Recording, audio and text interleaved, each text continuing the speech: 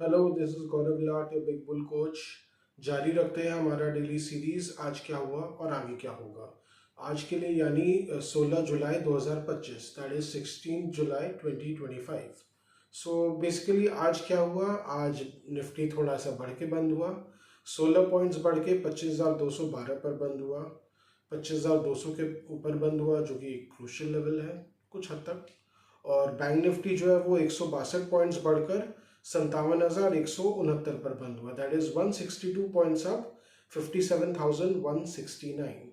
So basically आज Nifty खुला तो थोड़ा कमज़ोर था, क्योंकि कल यूएस मार्केट टूट के ही बंद हुआ था। करीब करीब डाउ जोन्स की बात करें तो 400 पॉइंट्स से ज़्यादा टूट के बंद हुआ। और जो डाउ फ्यूचर्स है वो भी कमज़ोर ही था। सो उसके कारण एकदम नेगेटिव बायस था। तो जो गिफ्ट निफ्टी है वो करीब 60 से लेके 80 पॉइंट्स नेगेटिव ही दिखा रहा था। पर जो प्री ओपनिंग है वो उतना नेगेटिव नहीं था सरप्राइजिंगली। पर एनीवेज निफ्टी खुल के गिराई, पर उतना नहीं गिरा जितना कि डर लग रहा था। सो थोड़ा थोड़ा करके गिरा and Nifty manage to find support at 25,120। वहाँ पे थोड़ा सपोर्ट मिला उसको। और फिर धीरे धीरे जैसे जैसे जो दोपहर आया तो निफ्टी बढ़ते ही चला गया। थोड़ा थोड़ा करके बढ़ा, लीप्स एंड बाउंस करके, supported by banks of course, bank Nifty. और उसके अलावा फिर धीरे धीरे थोड़ा सा साइड किक जो है वो ऑटो सेक्टर से मिला। महिंद्रा एंड महिंद्रा में थोड़ी लेवाली आई। उसके अलावा फिर इन्फोसिस में बाइंग देखी गई तो उससे थोड़ा सपोर्ट मिला। और मिसलेनियस बाइंग के कारण निफ्टी जो है वो वापस 25,200 के ऊपर आ गया। उतना ज़्यादा टिक नहीं पाया, फिर गिरा वापस, पर it manage to close above 25,200। So कहीं ना कहीं बाजार में, जैसा कि हमने कल बोला था कि अगर जो कल की अगर मंदी है वो अगर बॉट इन टू हो जाती है, यानी उसको खरीद लिया जाता है, तो बाजार में एक रिवर्सल आ सकता है। और वैसा ही हुआ आज, एकदम एग्जैक्टली जैसा। एकदम तुरंत रिवर्सल नहीं आया, पर धीरे धीरे बाजार एकदम से रिवर्ट कर गया। ऐसा ही हुआ। वाई? क्योंकि कहीं ना कहीं बाजार में लैक ऑफ सेलिंग है। कहीं ना कहीं बाजार हालांकि गिरता है, पर कैश मार्केट में एक्चुअल सेलिंग उतनी है नहीं, तो बाजार रिवर्ट कर जाता है।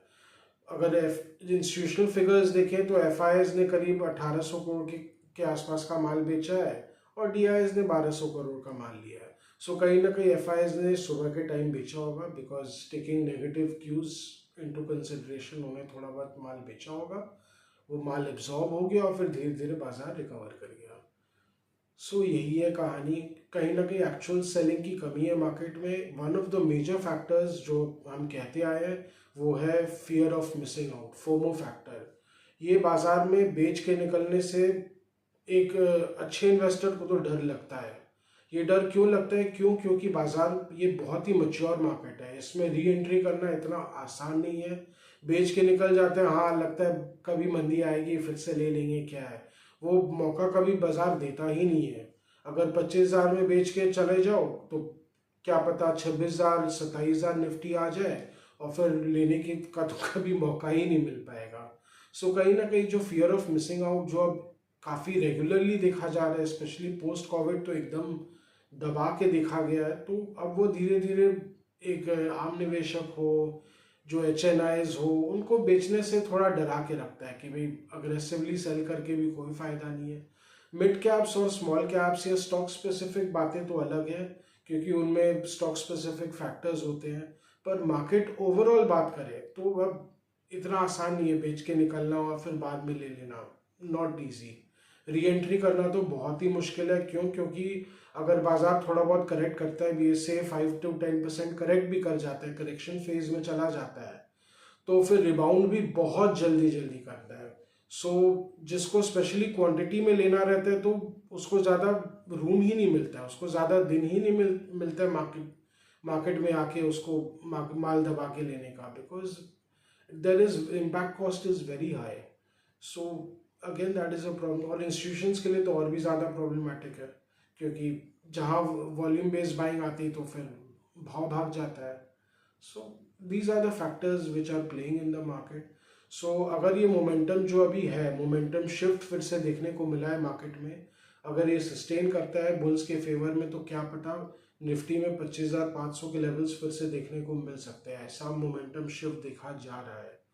लेट्स सी आगे क्या होगा, पर कहीं ना कहीं मार्केट में फिर से एक बुलिश बायस की ओर शिफ्ट दिख रहा है। सो ये था आज का मार्केट का लेखा जोखा। अगर स्टॉक वॉच की बात करें तो आज का जो हमारा एक स्टॉक वॉच है, हम वो रिलैक्सो फुटवेयर है। उस पर हम डिटेल में बात करेंगे कि क्यों ये हुआ है। हालांकि ये स्टॉक जो है वो काफ़ी अच्छा करेक्ट किया अपने पीक से, जो लेट टू 2021 में ऑलमोस्ट 1500 के आसपास टच किया था ये स्टॉक, वहाँ से गिर के 400 के लेवल्स पे आ गया।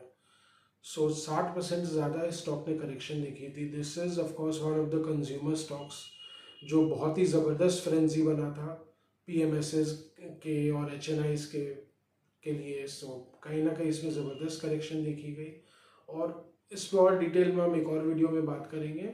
सो आज का जो डेली व्लॉग सीरीज़ है वो यहीं तक रखते हैं। आशा करें कि आपको हमारी व्लॉग्स अच्छी लगे। Do like, share and subscribe to our channel. Do comment on our videos और any stock specific queries or views. Please do write to us or please comment to us. We are always there to help you. We are always there to guide you. Thank you.